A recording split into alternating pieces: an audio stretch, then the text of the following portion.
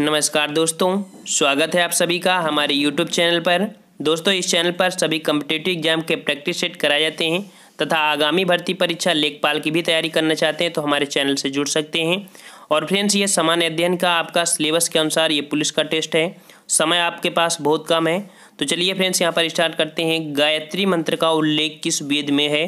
तो गायत्री मंत्र का उल्लेख आपका ऋग्वेद में है। ठीक है, आपका सही जवाब होगा ऋग्वेद में है। अगला क्वेश्चन आपका है, इंग्लैंड के हाउस ऑफ कॉमन्स द्वारा भारत के किस गवर्नर जनरल पर महाभियोग चलाया गया था? तो ये महाभियोग किस पर चलाया गया था?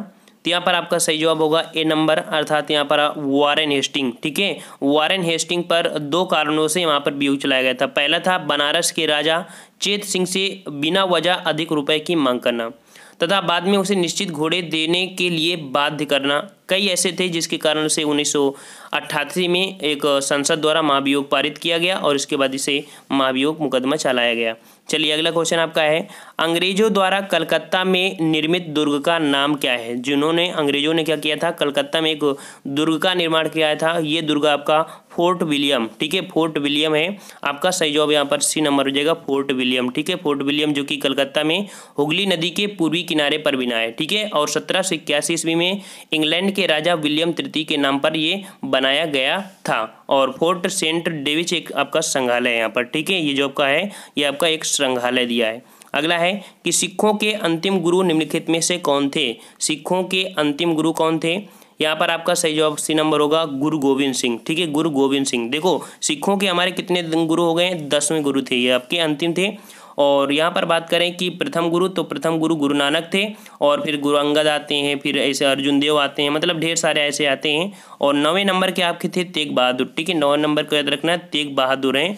चलिए अगला क्वेश्चन आपका देखते हैं। क्वेश्चन नंबर आपका अगला है, गंगा को उत्तर से दक्षिण ले जाने वाला चोल राजा कौन था? ठीक है, गंगा को उत्तर से दक्षिण ले जाने वाला चोल राजा कौन था? यहाँ पर होगा आपका डी नंबर, अर्थात राजेंद्र थे। ठीक है, कौन थे यहाँ पर? राजेंद्र। और ये बात कब की है? तो चोल राजा राजेंद्र चोल ने क्या किया था? 1012 ईस्वी में सिंहासन रूढ़ होने के पश्चात 1017 में उन्होंने संपूर्ण श्रीलंका को जीत लिया था। गंगा अभियान के पश्चात उन्हें गंगई कोट चोल की उपाधि भी धारण की थी, राजेंद्र कोट। चलिए अगला क्वेश्चन आपका है, पहला दादा साहब फाल्के पुरस्कार प्रदान किया गया, तो ये किसको प्रदान किया गया था भाई? यहाँ पर होगा ए नंबर आपका देविका रानी को। ठीक है, देविका रानी शेरी को ये प्रदान किया गया था। अगला क्वेश्चन आपका है कि जो तंजौर के बृहदेश्वर मंदिर का निर्माण किसने करवाया था? तंजौर के बृहदेश्वर मंदिर का निर्माण किसने करवाया था? यहाँ पर आपका सही जवाब होगा बी नंबर, अर्थात राज प्रथम ने करवाया था। ठीक है, राज प्रथम ने 11वीं शताब्दी के प्रारंभ में करवाया था। द्राविड़ शैली से बना यह मंदिर दक्षिण भारत के बृहदम मंदिरों में सर्वप्रमुख है। ठीक है, और इसे यूनेस्को की विश्व धरोहर सूची में भी शामिल किया गया है। और यह भगवान शिव की आराधना को समर्पित मंदिर आपका है, बृहदेश्वर मंदिर। अगला है, चार मीनार कहाँ पर स्थित है? चार मीनार कहाँ पर स्थित है? आप सबको पता होगा कि चार मीनार आपकी कहाँ पर है? हैदराबाद, अर्थात बी नंबर आपका सही हो जाएगा। अगला क्वेश्चन आपका है, कौन सा पर्वत हिमालयी श्रृंखला का अंग नहीं है? तो हिमालयी श्रृंखला का अंग यहाँ पर नहीं है, कौन सा नहीं है? तो यहाँ पर देखो, जो कि आपका यहाँ पर दिया गया है बी नंबर, कुनलुन। कुनलुन ये नहीं है, हिमालय है तो क्या है ये? तो कुनलुन पर्वत श्रृंखला जो कि 3000 किलोमीटर मध्य एशिया में स्थित एशिया की सबसे लंबी पर्वतमालाओं में से एक है। और कुनलुन पर्वत तिब्बत के पठार उत्तर में स्थित है। ठीक है, ये आपकी हिमालय में नहीं है, लेकिन ये आपका कहाँ है? पठार, जो कि तिब्बत के पठार में स्थित है। अगला क्वेश्चन आपका है, भारत की पूर्वी तट पर स्थित पत्तन कौन सा है? तो पूर्वी तट पर आपका जो पत्तन है वो आपका डी नंबर अर्थात दिया है, पारादीप और हल्दिया है। ठीक है, कौन से हैं? पारादीप और यहाँ पर हल्दिया, ये पत्तन आपके यहाँ पर स्थित हैं। अगला क्वेश्चन आपका है, भारत में अधिकतम कृषि योग्य जो क्षेत्र घेरने वाली फसल है, तो सबसे ज़्यादा जो क्षेत्र घेरती है वो कौन घेरती है? यहाँ पर होगा ए नंबर आपका चावल। ठीक है, कौन घेरती है? चावल घेर लेती है, ज़्यादा से ज़्यादा चावल की खेती होती है। अगला है, यूएसए की राजधानी किस नदी के किनारे स्थित है? यूएसए की राजधानी की बात करें तो पहली बात ये आती है कि यूएसए की राजधानी क्या है? तो वाशिंगटन डीसी है। ठीक है, जो कि पोटोमेक नदी के किनारे है। ठीक है, पोटोमेक अर्थात यहाँ पर डी नंबर होगा, पोटोमेक नदी के किनारे स्थित है। और इसकी स्थापना कब हुई थी? 16 जुलाई 1970 को। ठीक है, 16 जुलाई 1790 को हुई थी। ठीक है, 16 जुलाई 1790 ईस्वी को इसकी स्थापना हुई थी। अगला क्वेश्चन आपसे है, कि किस ग्रामीण रोजगार कार्यक्रम द्वारा प्रत्येक परिवार को कम से कम एक व्यक्ति को रोजगार देने का लक्ष्य रखा गया था, वह कौन सी योजना है यहाँ पर। तो वो योजना आपकी है जवाहर रोजगार योजना वर्ष 1989 में। ठीक है, इसका मतलब आपका बी नंबर यहाँ हो जाएगा जवाहर रोजगार योजना। ठीक है, ये आपकी चलाई गई थी, अभी हमने आपको बताया कि ये चलाई गई थी 1989 में प्रारंभ की गई थी, जिसका उद्देश्य था कि मुख्य उद्देश्य था परिवार के कम से कम व्यक्तियों को रोजगार देना। चलिए अगला क्वेश्चन आपका है, प्रथम पंचवर्षीय योजना में सर्वोच्च प्राथमिकता किसको दी गई थी। तो ये आपकी दी गई थी, ए नंबर आपको कृषि पर दी गई थी। ठीक है, किसकी दी गई थी, आपको कृषि पर दी गई थी। और ये आपकी जो थी तो आपकी 1951 से स्टार्ट हुई थी, 1956 तक चली थी और हेरोल्ड डोमर मॉडल पर आधारित थी। और इसमें प्राथमिकता किसको दी गई थी, तो प्राथमिकता आपकी स्थिरता, बिजली, जो कृषि क्षेत्र था उस पर ज़्यादा से ज़्यादा फोकस किया गया था। अगला है, गरीबी हटाओ के लिए पहली बार किस योजना में जोर दिया गया था। तो गरीबी हटाओ ये जो आपका जोर दिया गया था यह होगा बी नंबर, अर्थात 5वीं पंचवर्षीय योजना में। आप ऐसे याद रखना, पाँचों हाथ से जब आप मेहनत करेंगे, पाँचों हाथ अगर प्रयोग करते हैं अर्थात अंगुलियों का प्रयोग करेंगे तो आप क्या होगा, गरीबी ऑटोमेटिक हट जाएगी। इससे याद रखना 5वीं पंचवर्षीय योजना में। अगला है कि उपादान लागत पर सकल घरेलू उत्पाद अर्थात जीडीपी होता है। तो उपादान लागत पर सकल घरेलू अर्थात जीडीपी क्या होता है, यहाँ पर आपका हो जाएगा, जो कि देखते हैं चारों ऑप्शन में यहाँ पर दिया है, जीडीपी में इमदाद घटाकर और अप्रत्यक्ष कर जोड़ने से होता है। ठीक है, जोड़ने से यहाँ पर होता है। चलिए अगला क्वेश्चन यहाँ पर देख लेते हैं। क्वेश्चन आपका कह रहा है, निम्नलिखित में से कौन से अनुच्छेद में समता का अधिकार का प्रावधान है। समता का अधिकार, तो हमने बताया था कि भाग 3 में वर्णित मौलिक अधिकारों के अंतर्गत अनुच्छेद 14 से 18। ठीक है, 14 से 18 अर्थात यहाँ पर जो समता का अधिकार है अनुच्छेद, जो कि फर्स्ट नंबर होगा 14। ठीक है, और 14 से 18 तक हमारे दिए गए हैं और इसमें कानूनी समता मतलब काफ़ी ऐसी चीज़ दिए गए हैं। चलो अगला देख लेते हैं कि भारत के महान्यायवादी की नियुक्ति कौन करता है। भारत के महान्यायवादी की नियुक्ति कौन करता है।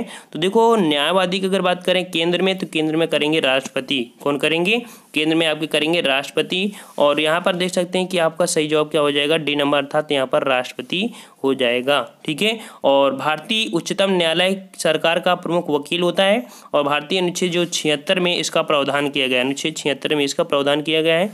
नियुक्त कौन करता है, राष्ट्रपति करता है। अगला क्वेश्चन आपका दिया है कि भारतीय संविधान के राजनीतिक के निर्देशांक, राजनीतिक सिद्धांत जो दिए गए हैं, राज्य के नीति निर्देशक सिद्धांत, ये कहाँ से लिए गए हैं। तो ये आपकी कहाँ से लिए गए भाई, आप सबको पता होना चाहिए। इसका जवाब आपका हो जाएगा डी नंबर, अर्थात ये आयरलैंड से लिए गए, नीति निर्देशक तंत्र आयरलैंड। अगला है, शून्यकाल किसका विशेषाधिकार होता है। यहाँ पर विशेषाधिकार होता है, शून्यकाल किसका विशेषाधिकार होता है। तो यहाँ पर आपका हो जाएगा बी नंबर, अर्थात लोकसभा स्पीकर का होता है। ठीक है, लोकसभा स्पीकर का यहाँ पर होता है। अर्थात कह सकते हैं कि भारतीय संसद के दोनों सदनों में शून्यकाल प्रश्नकाल के ठीक बाद का समय कहलाता है और इसका समय 12 बजे से 11 बजे तक का होता है। इसमें लगभग 15 मिनट का यहाँ पर ब्रेक होता है और यह लोकसभा स्पीकर की विवेका अधिकार पर होता है, मतलब कितने समय तक का आपका हो सकता है, 10 मिनट 15 मिनट। अगला है, एन इकबाल म्यूजिक। ठीक है, एन इकबाल म्यूजिक के लेखक कौन है। तो यहाँ पर आपका लेखक की बात कर रहे हैं, यहाँ पर आपका सही जवाब फ्रेंड्स हो जाएगा डी नंबर, अर्थात दिया है टी.एस. इलियट हो जाएंगे। अगला क्वेश्चन आपका है, my best game of chess किस शतरंज खिलाड़ी की प्रसिद्ध पुस्तक है। तो ये पुस्तक आपकी है यहाँ पर, जो कि ए नंबर आपका विश्वनाथ आनंद। ठीक है, विश्वनाथ आनंद की पुस्तक है।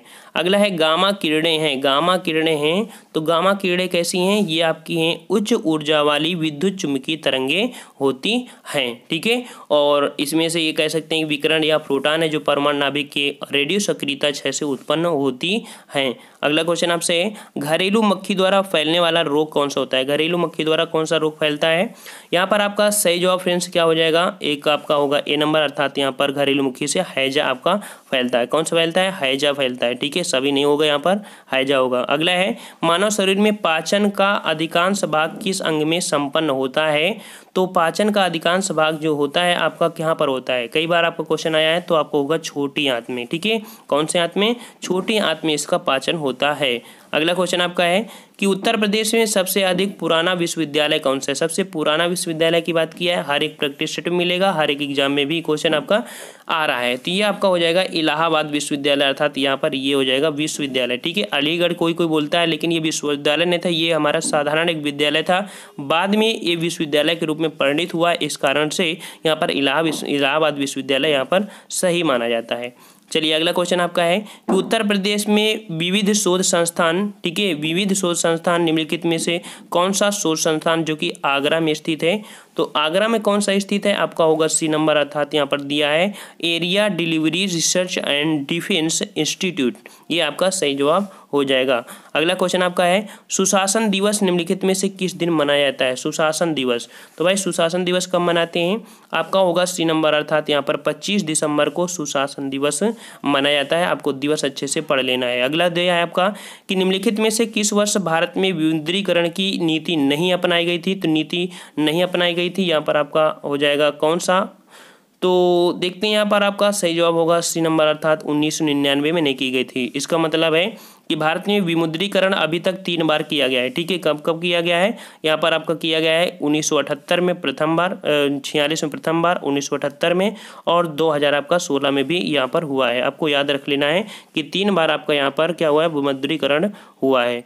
चलिए अगला क्वेश्चन यहाँ पर देख लेते हैं। क्वेश्चन कह रहा है आपका उत्तर प्रदेश में प्रतिवर्ष होलिकोत्सव के अवसर पर लट्ठमार होली का जो आयोजन किस स्थान पर होता है। लट्ठमार होली देखो पूछा जा रहा है बहुत बार, तो ये होगा आपका बी नंबर, अर्थात बरसाना में। ठीक है, बरसाना बताना है आपको, और कुछ नहीं बताना। देखो मथुरा भी है, गोकुल भी है, वृंदावन, लेकिन आपको बरसाना बताना है। यहाँ पर सही जवाब बरसाना का लगाना है। अगला है उत्तर प्रदेश में उच्च न्यायालय की खंडपीठ निम्नलिखित में से कहाँ स्थित है। देखो उच्च न्यायालय की जो खंडपीठ है ये आपकी कहाँ पर स्थित है, तो देखो खंडपीठ कहाँ पर है, आपका हो जाएगा यहाँ पर जो कि ये नंबर दिख रहा होगा लखनऊ। ठीक है, लखनऊ, अर्थात जिसकी खंडपीठ कहाँ पर, लखनऊ में। सभी जो काम होते हैं सभी ये नहीं संभाल पाते हैं। ठीक है, इसलिए खंडपीठ हमारी इसकी वहाँ पर भी है। अगला क्वेश्चन आपका दिया है कि IT संशोधन एक्ट जो 2008 के अंतर्गत कौन सी धारा साइबर आतंकवाद से संबंधित है। तो साइबर आतंकवाद से हमारी कौन सी धारा संबंधित होगी, यहाँ पर आपका सही जवाब फ्रेंड्स क्या हो जाएगा, आपका बी नंबर, अर्थात धारा 166 जो एफ है इससे संबंधित है। धारा 166 एफ से संबंधित है। ठीक है, और अगला क्वेश्चन आपका है पारिस्थितिकी तंत्र के जैविक घटकों में होते हैं, अर्थात जैविक घटक में कौन कौन से हमारे शामिल होते हैं। यहाँ पर आपका सही जवाब फ्रेंड्स क्या हो जाएगा, सी नंबर होगा, अपघटक हमारे होते हैं। ठीक, क्या होते हैं, अपघटक हमारे शामिल होते हैं। अगला क्वेश्चन है भारत में हरित क्रांति को किसने सफल बनाया था। तो सफल जो बनाया था वो आपका हो जाएगा यहाँ पर MS स्वामीनाथन ने बनाया था। ठीक है, MS स्वामीनाथन ने बनाया था। अगला क्वेश्चन आपका है कि वर्ष 2011 की जनगणना के अनुसार भारत में लिंगानुपात कितना है। तो लिंगानुपात कितना होगा, यहाँ पर आपका सही जवाब ए नंबर होगा, अर्थात 943। ठीक है, 943 लिंगानुपात रहा है। अगला क्वेश्चन आपका है 18वें एशियाई खेलों में भारत ने स्वर्ण, रजत व कांस्य सहित कुल कितने पदक जीते हैं। तो यहाँ पर देखिए आपका ऑप्शन कौन सा सही हो जाएगा। तो इसके ऑप्शन के अकॉर्डिंग ये देखो स्वर्ण 15, 24 रजत और कांस्य आपके कितने यहाँ पर 30 हैं। ठीक है, इतने आपके यहाँ पर जीते हैं, आपके 69 आपके कुल पदक यहाँ पर जीते थे 18वें एशियाई खेल में। चलिए अगला क्वेश्चन आपका है कि वर्ष 2021 की जनगणना में किस नए वर्ग की जनगणना की जाएगी। तो काफ़ी अच्छा क्वेश्चन है, किस वर्ग की गणना की जाएगी। यहाँ पर आपका सही जवाब फ्रेंड्स क्या हो जाएगा, तो आपका होगा बी नंबर, अर्थात अन्य पिछड़ा वर्ग की भी क्या होगी, यहाँ पर जनगणना होगी आपकी अन्य पिछड़ा वर्ग की।